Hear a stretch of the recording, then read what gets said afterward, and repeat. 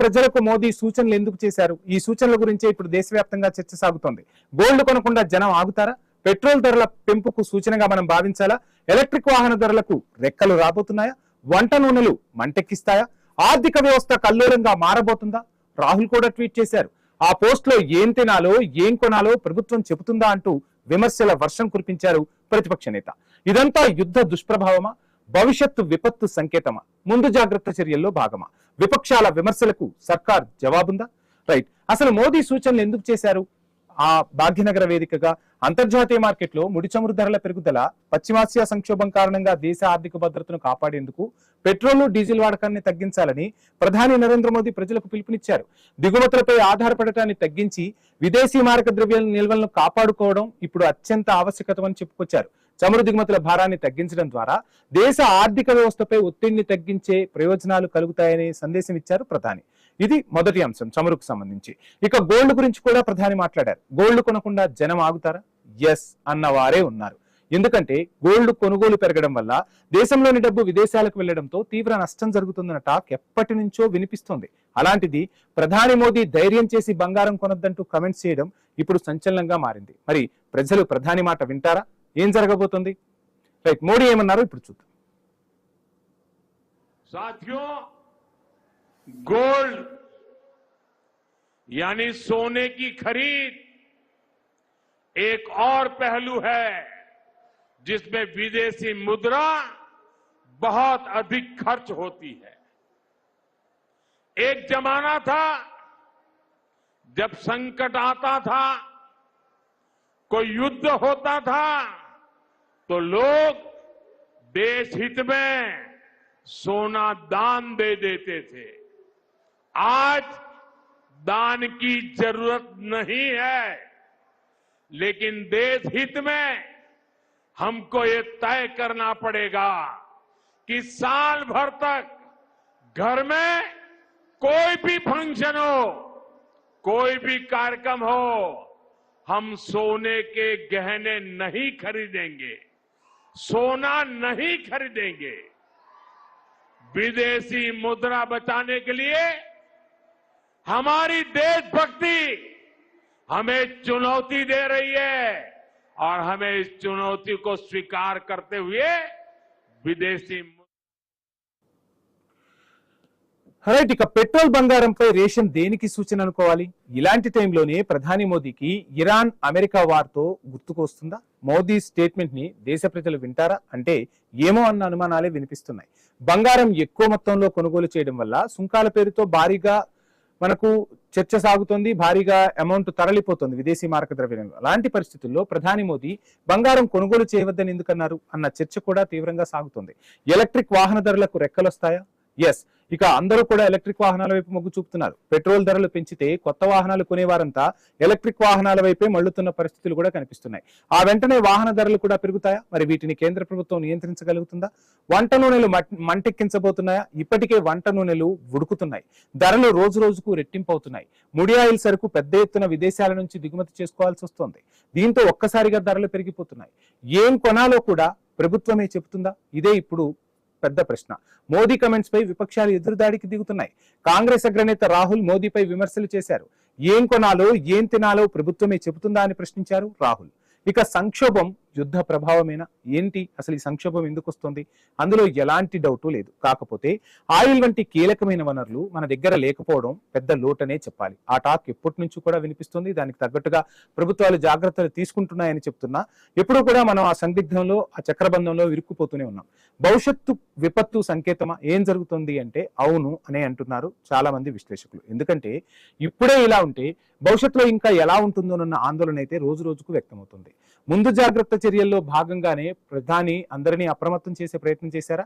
ప్రజలు వీలైనంత వరకు ప్రజా రవాణా వాడాలన్నారు ప్రధాని. Car pooling వాడాలన్నారు. ఈవీలను ఉపయోగించాలని సూచించారు. ఇంధనాన్ని అత్యంత నియంత్రణతో అవసరమైన మేరకు మాత్రమే వాడాలని పిలుపునిచ్చారు దేశ ప్రధాని. ఇక విపక్షాల విమర్శలకు సర్కారు దగ్గర జవాబుందా? పెట్రోల్ డీజిల్ వాడకాన్ని తగ్గించాలని ప్రధాని నరేంద్ర మోదీ చేసిన వ్యాఖ్యలపై విపక్షాల విమర్శలకు కేంద్ర సర్కార్ గట్టిగానే స్పందిస్తోంది. ఉద్రిక్తతల వల్ల అంతర్జాతీయంగా ముడి చమురు సరఫరాకు అంతరాయం కలుగుతోంది. దీనివల్ల పెట్రోల్ డీజిల్ ధరలు పెరుగుతాయని కేంద్రం స్పష్టం చేసింది. ఈ సంక్షోభం కారణంగా చమురు సంస్థలు డీలర్లకు సరఫరా తగ్గించాయని కూడా ప్రభుత్వం పేర్కొనడం విశేషం. మొత్తంగా ఏం జరుగుతుందంటే, తొందరలోనే జనాలపై పెట్రో బాంబు పేలబోతుందా? పెట్రో ధరలకు రెక్కలు రాబోతున్నాయా? దేశ ఆర్థిక వ్యవస్థతో పాటు ప్రపంచం కూడా ఒక ఆర్థిక మందగమనం వైపు అడుగులు వేస్తుందా? మోడీ ఒక రకంగా సూచన చేశారా, లేదంటే ఒక అలర్ట్ జారీ చేశారా? ఏం జరగబోతుంది ఏంటి? ఈ అంశం గురించి కూడా మాట్లాడదాం. వెంకటరెడ్డి గారు నమస్కారం. నమస్తే, చెప్పండి. ఏంటి మొత్తంగా మోడీ ఎందుకు ఇంత సడన్ గా ఇన్ని సూచనలు చేయాల్సి వచ్చింది? గోల్డ్కు సంబంధించి కానీ, చమురుకు సంబంధించి కానీ, వంట నూనెలకు సంబంధించి కానీ, సో భాగ్యనగర వేదికగా ఏదో చెప్తారు ప్రధాని అనుకుంటే ఒక రకంగా సూచనలు చేశారు. ఆ సూచనలు ఒక రకంగా అలర్ట్ అన్నట్టుగా కూడా ఇప్పుడు టాక్ వినిపిస్తోంది. సో ఏంటి ఇప్పుడు దాంట్లో పెద్ద విచిత్రం ఏముందండి? ఇప్పుడు మన మన ఇల్లు ఉంది, మన ఇంట్లో మనం తక్కువ ఇంధనం వాడాలి అనేటువంటిది, తక్కువ నూనె వాడాలనేటువంటిది, తక్కువ ఖర్చులు చేయాలనేటువంటిది, తక్కువ గోల్డ్ కొనాలనేటువంటిది, గోల్డ్ అనుత్పాదక వస్తువు, సెంటిమెంట్ ఉంటే ఉండవచ్చు కాక, ఒక దేశ అభివృద్ధి క్రమం లోపల వస్తున్నటువంటి అనేక సమస్యలను తట్టుకోవడానికి, ముఖ్యంగా యుద్ధ వాతావరణం గత కొన్ని రోజులుగా ప్రపంచాన్ని అతలాకుతలం చేస్తున్నటువంటి పరిస్థితి లోపల ప్రధాని మోదీ గారికి వచ్చినటువంటి ఆలోచనలను ప్రజలకు చెప్పడంలో తప్పేం లేదు. ఇప్పుడు కారు వెళ్తుందండి, నేను కారు వెళ్తే కారు కాకుండా నేను మామూలుగా స్కూటర్లో వెళ్ళొచ్చు, నాకు కొద్దిగా ఈగో తగ్గించుకుంటే బస్సులో వెళ్ళొచ్చు, ఆటోలో వెళ్ళొచ్చు, మంచిదే కదా. మంచి విషయాలే చెప్పినాడు, కానీ దాంట్లో ఇక్కడ ఏది కొనాలా, ఏది తినాలా అనేటువంటి మాట కాదు కదా. ఇప్పుడు ఒక ఆర్థిక వ్యవస్థ క్రమపద్ధతి లోపల అభివృద్ధి కావాలనుకున్నప్పుడు కొన్ని సూచనలు ఉంటాయి. ఐదు రాష్ట్రాల ఎన్నికలు ముగిసాయి, ప్రభుత్వాలు కొలువు తీరాయిగా. ఇక ప్రజలపై పెట్రో బాంబు విసరబోతుందా కేంద్ర ప్రభుత్వం? ఇప్పుడు ప్రభుత్వం ఏం చెప్పలేదు, అది మీరు అంటున్నారు. ప్రపంచ వ్యాప్తంగా ఏ దేశంలో పెరగలేదు చెప్పండి? ఒక అనిశ్చిత పరిస్థితి. వెంకటరెడ్డి గారు చాలా మంచి సమాధానం చెప్పారు. ప్రపంచ వ్యాప్తంగా ఏ దేశంలో పెరగలేదు అని చెప్తున్న కేంద్ర ప్రభుత్వం ప్రపంచ వ్యాప్తంగా క్రూడ్ ఆయిల్ ధరలు తగ్గినప్పుడు మాత్రం ఎందుకు తగ్గించలేకపోతుంది? అటు చమురు సంస్థలు, ఇటు కేంద్ర ప్రభుత్వం లాభపడుతుంది తప్ప ప్రజలకు ఆ ప్రయోజనాలు ఎక్కడ చేకూరుస్తున్నారు? ఇప్పుడు ఒక్కటండి, $80 దిగువకపోయిన సందర్భాలు లేవా? అప్పుడు ప్రజల కోసం ఏమైనా తగ్గించారా? బ్యారెల్ రేటు తగ్గినప్పుడు తగ్గించాలా అనేటువంటి దాని మీద రెండో వివాదం ఏమి లేదు. ఆ సంస్థలకు, గ్యాస్ కంపెనీలకు సంబంధించి, ఆయిల్ కంపెనీలకు సంబంధించినటువంటి రిజర్వ్స్, లాభాలు, నష్టాలు, పెట్టుబడులు, విస్తరణ కార్యక్రమాలకు సంబంధించినటువంటి ఎక్కడ పోతాయండి? రిజర్వులు, లాభాలు వస్తే రిజర్వుల కింద మారుతుంది. రిజర్వులు ఎక్కడ పోతాయండి? మళ్ళీ విస్తృత కార్యక్రమాలను, విస్తరణ కార్యక్రమాలను తీసుకుపోతుంది. దేశ ఆర్థిక వ్యవస్థకు కావాల్సినటువంటి నిధులను సమీకరించడం లోపల ఎక్కడి నుంచి వస్తే డబ్బు ప్రింట్ చేస్తారు. రిజర్వ్ బ్యాంక్ ఆర్థిక వ్యవస్థలో ఇవ్వాలటి కూడా పెట్రోల్ రేట్ పెరగలే, ఇవ్వాలటి కూడా నాకు గ్యాస్ కు సంబంధించిన ఇబ్బంది నాకు రాలే. ఎందుకు ఒక విష ప్రచారం చేస్తున్నారు రాహుల్ గాంధీ గారు? ఏదో అయిపోతుంది మొత్తం. వినండి, అమెరికాలో ఏం జరుగుతుందో చెప్పండి. అంత పెద్ద ఆర్థిక వ్యవస్థ, అభివృద్ధి కోణంలో ఉన్నటువంటి ప్రపంచ వ్యాప్తాన్ని శాసించేటువంటి అమెరికాలో ధరలు పెరగలేదండి. ధరలు పెరగడం అనేటువంటిది కొన్ని పరిస్థితుల లోపల తప్పనిసరి పరిస్థితి ఏర్పడుతుంది. తట్టుకునేటట్టుగా కార్తిక్ గారు, ఏంటి ప్రధాని మొత్తంగా చమురుకు సంబంధించి, గోల్డ్ కు సంబంధించి కూడా మాట్లాడారు. ఎలా చూస్తున్నారు ప్రధాని వ్యాఖ్యలను? సార్, అయితే ప్లీజ్ షార్ట్ అండ్ స్వీట్ గా కంక్లూడ్ చేయండి. ఏంటంటే, ప్రధాని నరేంద్ర మోడీ గారు తీరా హైదరాబాద్ వచ్చిన తర్వాత హైదరాబాద్లో జరుగుతున్నటువంటి అభివృద్ధి కానీ, రోడ్లు కానీ ఇవన్నీ చూసిన తర్వాత, ఇంత అభివృద్ధి జరిగిన తర్వాత ఇంత పెద్ద సభలో నేనేం మాట్లాడాలని వారు ఒకంతగా కన్ఫ్యూజన్కి గురయ్యారు. అంటే వారు ఒకటి ప్రిపేర్ అయ్యి వచ్చారు. ఇక్కడ అంతా చూసినాక మనకు బీజేపీ వాళ్ళు గ్రౌండ్ లెవెల్ ఇచ్చిన రిపోర్ట్ అంతా తప్పు అని వారు ఒక విషయానికి వచ్చిన తర్వాత, అంటే ఈ క్రెడిట్ బీఆర్ఎస్ కూడా ఇస్తున్నారు మీరు? గత 2.5 సంవత్సరాల కాంగ్రెస్ పార్టీ చేసిన అభివృద్ధి గురించి చెప్తున్నాను సార్ నేను. గత 10 సంవత్సరాల్లో బీఆర్ఎస్ పార్టీ ఎక్కడికక్కడ రోడ్లు మొత్తం తవ్వేసి, సార్ గతంలో ఎక్కడికక్కడ రోడ్లు మొత్తం తవ్వేసి బిల్డింగ్లకు బొక్కలు పెట్టిపోయిండ్రు. ఇంతకు ముందు మా అక్క సత్యవతకి చెప్తుంటే నాకు నిజంగా నవ్వొచ్చింది. మా హామీల మీద సత్యవతి గారికి,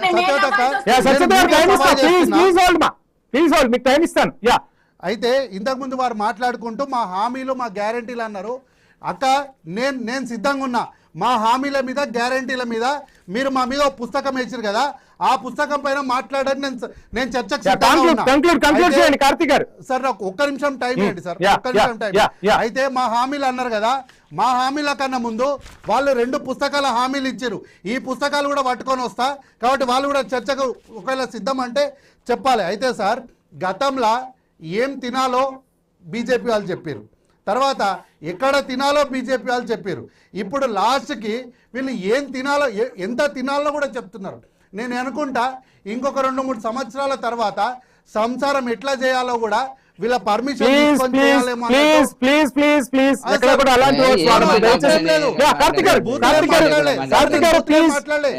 మన విధానమే చెప్పిన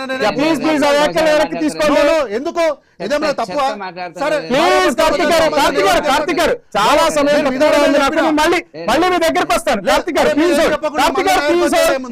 మీరు ఆరోపణలు చేయించు. ఒక్క నిమిషం సమయం ఇవ్వండి సార్ ప్లీజ్. కార్తిక్ గారు ప్లీజ్, నేను మళ్ళీ మీకు టైం ఇస్తాను. సత్యవతి గారు ఏంటి మొత్తంగా ప్రధాని చేసిన వ్యాఖ్యలు ఎలా చూస్తున్నారు? వాళ్ళు రాజకీయంగా అయినా వాళ్ళ సిద్ధాంతపరంగా అయినా వాళ్ళు ఏం తినాలి, ఏం కొనాలి, ఏం మాట్లాడాలనేది చెప్తారు. ప్రభుత్వ పరంగా కూడా వాళ్ళు అదే సూచించిపోయారనేది స్పష్టం అవుతుంది. రెండో అంశం ఏంటంటే, ఒకవైపు ఏమో వికసిత భారత్ అని చెప్తూ ఆ వికసిత భారత్ లో ప్రజల అభివృద్ధి అంటే ప్రజల ఆర్థిక స్థితి పెరగాలి, ప్రజల కొనుగోలు పెరగాలి. బంగారం కొనుక్కుంటారా, వజ్రాలు కొనుక్కుంటారా అనేది ప్రజలకు సంబంధించిన విషయం. కానీ ఇవాళ నిర్దేశించడం అనేది చాలా ఆశ్చర్యకరమైన విషయం, ప్రమాదకరమైన విషయం. ఇది సరైంది కాదు. అదే విధంగా ఎప్పుడైతే అంటే ఇక్కడ కాంగ్రెస్ కు సంబంధించినటువంటి 2.5 ఏళ్ల అభివృద్ధిని చూసి ఆశ్చర్యపోయి ప్రధాని మాట్లాడాడని చెప్పేసి కార్తిక్ గారు మాట్లాడుతున్నారు. 2.5 ఏళ్లలో జరిగిన అభివృద్ధి 0 అని మేము మాట్లాడుతున్నాం. మీరు ఐన్యూస్ వేదిక ఒక డిబేట్ పెడదాం ఖచ్చితంగా ఐన్యూస్ వేదికగా మీ ప్రభుత్వం ఏం చేసింది, వాళ్ళ ప్రభుత్వం ఏం చేసింది, ఖచ్చితంగా డిబేట్ పెడదాం. ఈ రోజు ఆ టాపిక్ కాదు. ప్లీజ్ ఖచ్చితంగా ఈ అంశం గురించి చర్చ పెట్టే ప్రయత్నం చేద్దాం. కార్తిక్ గారు ప్లీజ్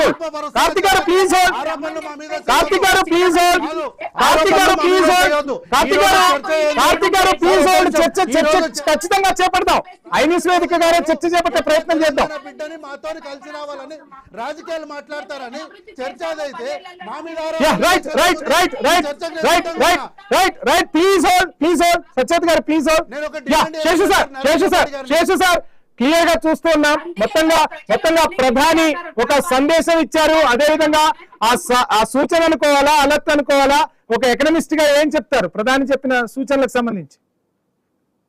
వంశీ, ప్రధానమంత్రి గారు ఒక పొలిటికల్ బహిరంగ సభలో ఏంటి ఈ విధంగా మాట్లాడారేంటి అనేటటువంటి ఒక సందేహం కూడా వ్యక్తమైంది. బట్ దాంట్లో తను మాట్లాడినటువంటి అంశాలు ఏంటి అంటే, బంగారం కొనటాన్ని తగ్గించండి, 1 సంవత్సరం పాటు తగ్గించండి, తర్వాత ఈ ఇంధన వనరులను వినియోగాన్ని కూడా తగ్గించండి, వీలైతే మీరు పబ్లిక్ ట్రాన్స్పోర్ట్ ను వాడండి, తర్వాత ఈ వంట నూనెల వాడకాన్ని కూడా తగ్గించండి అనేటటువంటి ఒక సందేశాన్ని ఇచ్చారు. దీనికి ప్రధాన కారణం ఏంటి అని చెప్తున్నారంటే, ఇప్పుడు యుద్ధ వాతావరణం, యుద్ధ పరిస్థితులు ఎదురవుతున్నాయి కాబట్టి ఇవన్నీ కూడా మనం ఇంపోర్ట్ చేసుకునేటటువంటి వస్తువులు కాబట్టి మీరు వీటిని ఎక్కువగా వాడితే మనం ఇంపోర్ట్ బిల్ ఎక్కువగా చెల్లించాల్సి వస్తుంది, విదేశీ మారక ద్రవ్య నిల్వల్ని మనం కోల్పోతాము, అది దేశం యొక్క ఆర్థిక వ్యవస్థ పైన దెబ్బపడుతుంది, దేశహితం కోసం మీరు ఇవన్నీ చేయండి అనేటటువంటి కొన్ని సూచనలు చేశారు. బట్ ఆ సూచనలు ఎందుకు చేశారంటే చాలా స్పష్టంగా ఒక మాట అర్థం చేసుకోవాలా. దేశ ప్రజలను సిద్ధం చేస్తున్నారు. ఏం సిద్ధం చేస్తున్నారు అని అంటే, ఇప్పుడు 5 రాష్ట్రాల ఎన్నికలు ఉన్నాయి కాబట్టి ఆ యుద్ధ పరిస్థితుల వల్ల ఎదురైనటువంటి సమస్యలకు ధరలు పెంచలేదు. పెట్రోల్ పైన, డీజిల్ పైన 10% వాళ్ళు ట్యాక్స్ ని వెనుకకు తీసుకున్నారు, వాళ్ళు సవరించుకున్నటువంటి సందర్భాన్ని చూసాం. అయితే ఇప్పుడు దేశ ప్రజల్ని సిద్ధం చేస్తున్నారు. ఏం సిద్ధం చేస్తున్నారు?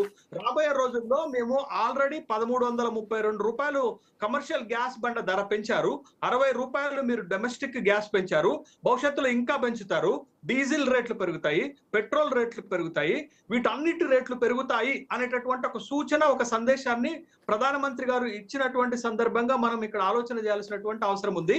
ఇప్పటికే ఈ దేశంలో ప్రతిరోజు ఆయిల్ కంపెనీలు 1600 కోట్ల నుంచి 1700 కోట్ల రూపాయలు ఫర్ డే లాస్ వస్తుంది వాళ్ళకి. ఆ లాస్ ని మేము భరించము, ఆ లాస్ అంతా ప్రజలే భరించాలి. కాబట్టి ప్రజల పైన, ఈ వస్తువుల పైన మేము ధరలు పెంచబోతున్నాం, సిద్ధంగా ఉండండి, ఎన్నికలు అయిపోయినాయి కాబట్టి ఇక మాకేం బాధ లేదు, మేము ఏ రాష్ట్రాల్లో గెలవాలని ఆ రాష్ట్రాల్లో గెలిచేసాం, ఇక ఈ వస్తువుల ధరలన్నీ పెంచుతాం అని ప్రధానమంత్రి గారు చెప్పకనే చెప్పారు. ప్రజలను సిద్ధం చేస్తున్నట్లుగా నాకు అనిపించింది.